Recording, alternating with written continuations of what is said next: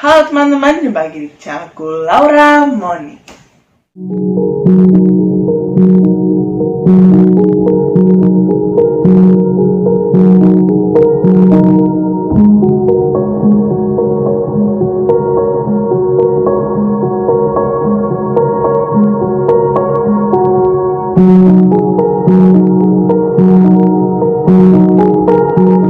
Apa kabar kalian semua?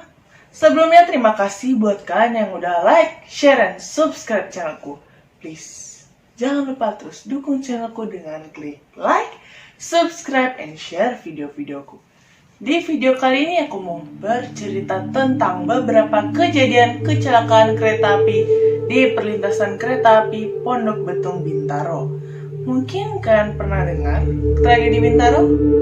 Nah, di perlintasan kereta api tempat kejadian tragedi Bintaro ini pernah terjadi beberapa kali kejadian kecelakaan kereta api. Aku akan bercerita tentang beberapa dari kejadian kecelakaan itu dan fenomena mistis yang terjadi di sana. Tonton terus videoku ya. Tragedi Bintaro terjadi 34 tahun yang lalu. Tanggal 19 Oktober 1987, terjadi kecelakaan antara kereta api 225 atau KA225 Merak dengan kereta api 220 atau kita singkat KA220 Rangkas di daerah Pondok Betung Bintaro, Jakarta Selatan. Dua kereta api ini bertabrakan dengan posisi adu banteng. Setelah itu, kedua kereta api ringsek karena benturan keras. Gerbong pertama di belakang lokomotif terdorong ke muka dan mencaplok lokomotif di depannya. Dua lokomotif melengkung sasisnya dan tertutup gerbong pertama yang diseretnya. Lebih dari 156 orang meninggal dan ratusan lainnya mengalami luka-luka. Orang-orang menyebut kecelakaan kereta api ini sebagai peristiwa maut dan terburuk dalam sejarah perkeretaapian di Indonesia yang disebabkan oleh kelalaian petugas. Bermula dari kesalahpahaman kepala stasiun Serpong yang memberangkatkan KA225 dengan tujuan Jakarta Kota. Kereta berangkat menuju Sudimara tanpa mengecek kondisi di stasiun. Akibatnya, 3 jalur kereta yang berada di stasiun Sudimara penuh karena kedatangan KA225. Di tempat yang berbeda, KA220 yang berada di stasiun Kebayoran juga diberangkatkan tanpa komunikasi yang baik dengan stasiun Sudimara. Kereta ini teman-teman berada di jalur sebaliknya yang mengarah ke Sudimara. Kondisi itu memaksa juru langsir di Sudimara segera memindahkan KA225 menuju jalur 3. Tapi masinis tidak melihat semboyan dari juru langsir karena ramainya jalur kereta. KA225 yang seharusnya pindah rel tiba-tiba berangkat. Semboyan 35 dilakukan. Upaya dari juru langsir dan PPKA untuk menghentikan KA225 sia-sia.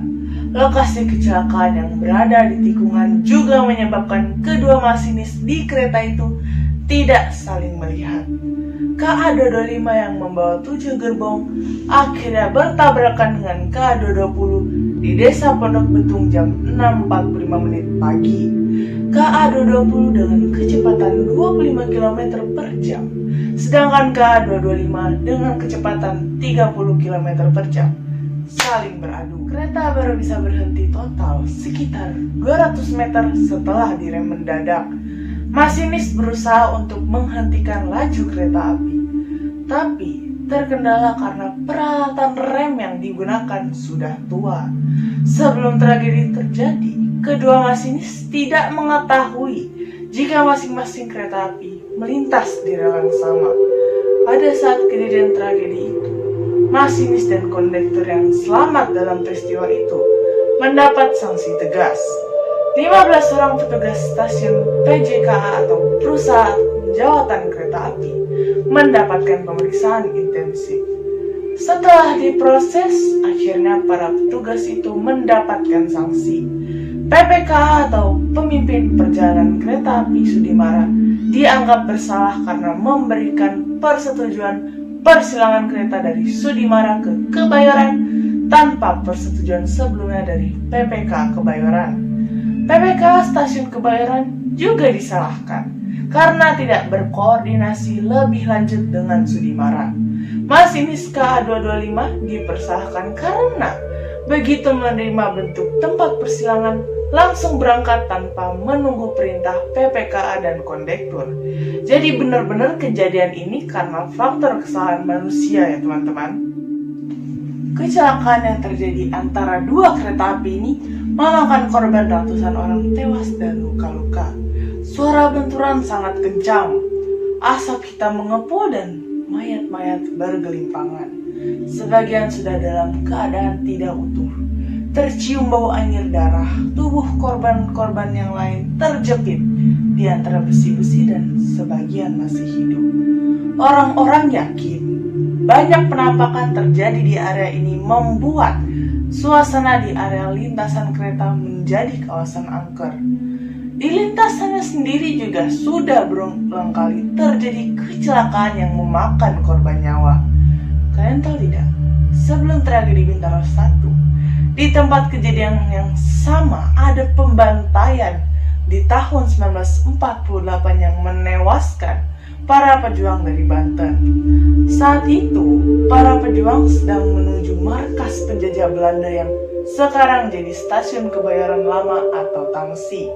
Para pejuang ditembak di sepanjang jalan perlintasan kereta api dan jenazah para pejuang tersebut dibiarkan terlantar di sepanjang rel dari Bintaro ke Pondok Betung, tidak langsung dimakamkan.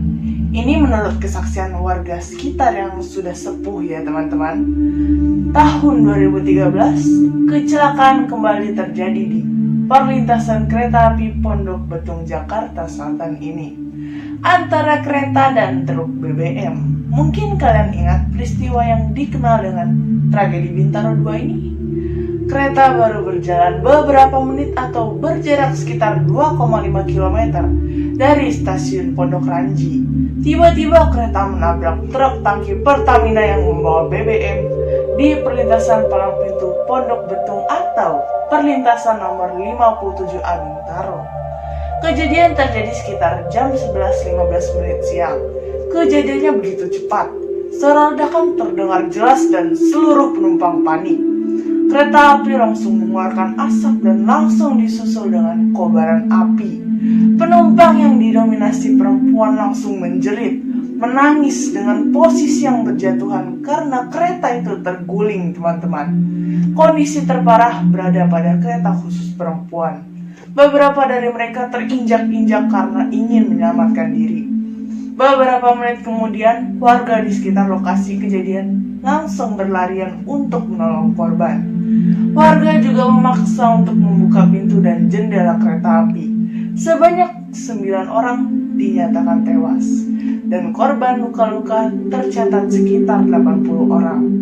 Saat kejadian itu, truk Pertamina membawa 24.000 kiloliter bensin terseret sekitar 20 meter dari titik kecelakaan.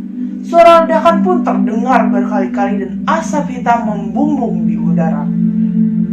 Menurut warga sekitar, ada beberapa fenomena mistis yang sering terjadi di perlintasan rel kereta api ini, teman-teman. Di antaranya, sering terlihat penampakan anak-anak kecil bermain di sekitar rel dan waktu dihampiri, anak-anak ini menghilang. Ada juga warga yang sering mendengar suara-suara merintih dan menangis minta tolong. Beberapa warga juga sering melihat sosok seperti perempuan terbang kayak kuntilanak ya teman-teman di pohon.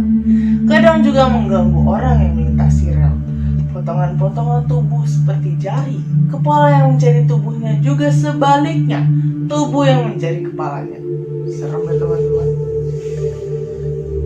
Bukan hanya itu, bau anyir atau amis darah, daging terbakar juga sering tercium di waktu-waktu tertentu. Teknisi rel kereta api yang bekerja sejak tahun 1996 pernah melihat makhluk yang wujudnya seperti orang berbalut sarung hitam. Meski sudah berkali-kali dilindas kereta yang lewat, makhluk ini nggak mau pergi. Akhirnya di rel tersebut diadakan pemotongan kerbau. Teknis ini juga pernah bertemu makhluk serupa perempuan Belanda di zaman kolonial dan melintas di rel. Wow. Setiap kejadian yang menyangkut kematian terkadang memunculkan fenomena mistis. Lindungi diri dengan berdoa dan selalu berpikir menggunakan akal sehat. Demikian cerita kita kali ini teman-teman. Kalian punya pengalaman mistis di perlintasan kereta api?